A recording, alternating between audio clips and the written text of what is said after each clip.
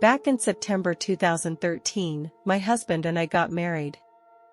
For the first year of our marriage, we were both very happy and joyful. As time went by, the arguments between us became more and more frequent.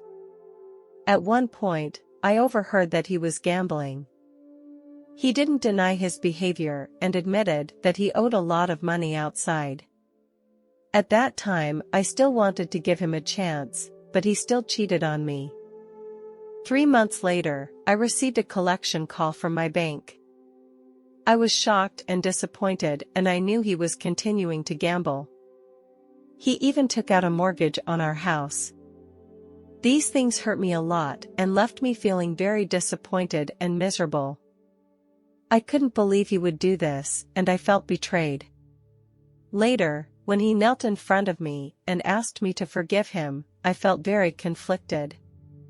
I wasn't sure if he would really change. I told him that I needed some time to think about this. I needed to leave him for a while, to give me some space and time. He acted disappointed when he heard my decision. He continued to ask me to give him a chance, and he assured me that he would change and would try to make up for his mistake. It wasn't easy to leave him for a while, but I knew it was the right decision. Finally, I told him that I wanted him to take his problems seriously. I wanted him to be a better person and to take responsibility for his actions. Later, I moved to a new apartment and started a life of my own. Although I still felt pain and disappointment, I also gradually found hope and confidence. Although the experience took a toll on me, I also learned a lot from it. I learned how to protect myself. After 3 months, I knew I had to face reality, and I asked my husband for a formal divorce. I decided to work out our financial issues so we could both end the marriage and start a new life as soon as possible. One day, I made an appointment with both my husband and my attorney at home. We discussed in depth the debts and assets involved in our marriage and decided how to proceed with an agreed distribution. I felt that this process was painful because it meant that I had to deal with this failed marriage. My attorney provided me with a lot of help and support during this process to ensure that we reached a fair agreement. Eventually, we signed the divorce agreement. We decided to go through the final divorce the following week. That night, as I was getting ready to wash up and go to bed, I heard someone walk in. I raised my guard, and it turned out to be my husband. I asked him why he had a key to my house, and he didn't answer me. He just stood there silently. I started to get a little scared. I didn't know why he was in my house at this time. I knew he wanted the money on me because he knew I had some money on me. He had mentioned it once before, but I had turned it down. He told me that he needed the money to pay his bills, but I would not trust him again. I knew that he would continue to gamble when he had the money, and that would only worsen our problems. I looked at him and my mood started to get bad. This man used to be the closest person to me, but now he had become a completely different person. This made me very sad. I told him that I would not give him any more money. I couldn't let him ruin my life anymore. He started to assure me that he would change. But I knew that it was too late and I couldn't trust him anymore. After I rejected him, he started to get emotional. He seemed very angry. I began to pray in my heart, God, I need your help.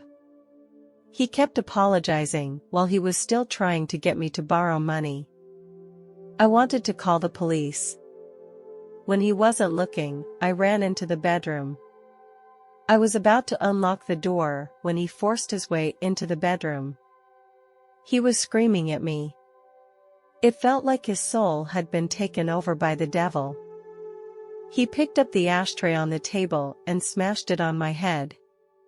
He yelled out of his mouth, I'm going to kill you. I fell to the floor. I was about to get up and run away when he grabbed me again. Once again, he smashed the ashtray on my head. I had no more strength to resist. My eyes were getting blurry and the sounds around me were getting smaller and smaller. Suddenly, I felt like I was entering a tunnel. I knew that my prayers had been answered. I was ready to receive God's love and guidance. Then a pure light surrounded me and made me feel endlessly loved. The feeling was so real that I felt like I was in the arms of God. I can't describe my current environment in words. God wrapped me with His love. Suddenly, my soul began to move quickly. I appeared in a peaceful environment, which was filled with divine aura. It was a beautiful place. I felt my soul was purified and I no longer had pain and worries. A white gate appeared in front of me and I knew this was where I was going to be. I walked through the gate and was greeted by a beautiful angel. She smiled at me and then led me to a square. I watched as many angels gathered around the square, all of them full of joy and enthusiasm. I noticed that some angels were dancing and others were talking to each other. Their energy filled the whole square and made me feel overwhelmed and happy. The angels told me that this is the welcome square in heaven. Whenever a new soul arrives here, the angels hold a great welcoming ceremony. This square is a place of love where every soul can receive God's mercy and blessing. I looked at the angels around me, and they were all so beautiful. They emanated a pure light from their bodies that made me feel overwhelmingly warm. Each newly arrived soul was dressed in a white robe. The angels told me that this was the traditional dress of heaven, representing the purity and immaculate nature of our souls. Then, these souls walked towards a beautiful fountain. The angel sprinkled the water from the fountain on their bodies. A dazzling light began to shine around them. Then the angels began to play beautiful songs, and their voices floated throughout the square. In the midst of the beautiful songs, these souls began to dance. I could feel their excitement and joy, and they seemed to have completely integrated into this wonderful world. After the welcome ceremony, the angels began to lead these souls into their future living quarters.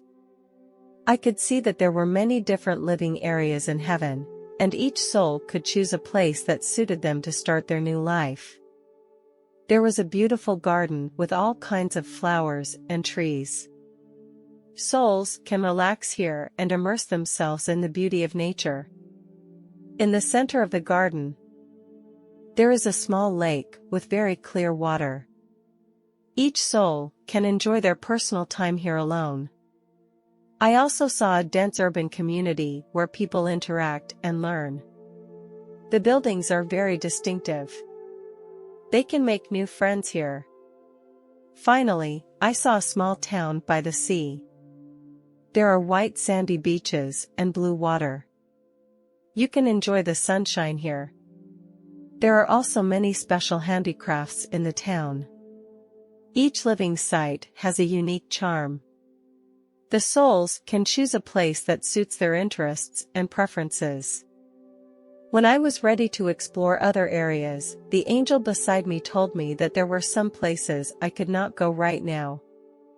When I was confused, the angel smiled and said to me, "You can go see the gardens here, and you can also go for a walk by the river." Then, we walked to a river. The water was so clear that I could see every stone at the bottom of the river. On the bank of the river, I saw a lot of people talking. They looked so happy, without any worries or pain. Led by the angel, we came to a huge library with countless books inside.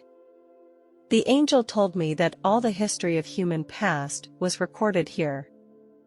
In every corner of heaven, I could feel the endless peace and happiness. The angel took me to another building. She told me that this was the place that belonged to God. Curious, I asked the angel if I could go in now. The angel smiled and told me, "Your time has not yet come, and it is time to take you back. Your mission is not yet complete." Although a little lost, I knew it was God's will and I should obey his arrangement. The angel guided me back into my body and I felt my breath and heartbeat again. When I opened my eyes, I felt a strong pain. I saw my husband sitting on the floor, his hands were covered with blood, and his body was trembling. He cried and said to me, "Please forgive me, what have I done? What have I done?" He kept repeating this phrase. Looking at him like this, my heart was also filled with confusion. I now had no strength to speak, and could only look at him silently. Suddenly, he knelt down and begged me not to call the police. His tone was full of helplessness and fear. Finally, he helped me call the emergency number. When I was taken to the hospital, I immediately reported the incident to the police. My husband was arrested for malicious wounding. The divorce proceedings were quickly completed and I felt like I was out of a nightmare. I no longer felt scared because I knew I could be strong and face any difficulties in my life. Later, I joined a charitable organization that provides support and assistance to those who are victims of domestic violence. These efforts made me feel meaningful and made me appreciate what I had even more. I didn't know why my ex-husband had stopped his violent behavior. 8 years later, I got my answer. That day, I received a phone call from a stranger. The man's voice sounded both strange and familiar. It turned out to be my ex-husband, who had found my contact information. He started apologizing to me over and over, asking me to forgive him and saying that he didn't want to go to hell when he died. I was shocked when this call came in. He began to recount the scene from that night. He was holding an ashtray and wanted to continue bashing me over the head. Suddenly, he felt an invisible force that stopped him. He saw a dazzling light, and then a man dressed in white appeared before him. He thought it was God incarnate.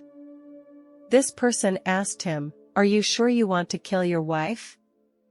He was feeling as if he had been electrocuted, and his whole body was stunned. He didn't know how to answer. The man in white said, "Do you want to be forgiven by God? Then go and save your wife." He realized he was doing something wrong and stopped his violent behavior. He called the hospital. I listened to the voice on the other end of the phone and it was like I was back to that night. I told my ex-husband that I forgave him and wished him a happy life. Although the call brought back memories of that horrible experience, it also showed me some of the warmth and humanity. I hope he will continue to change and become a better person.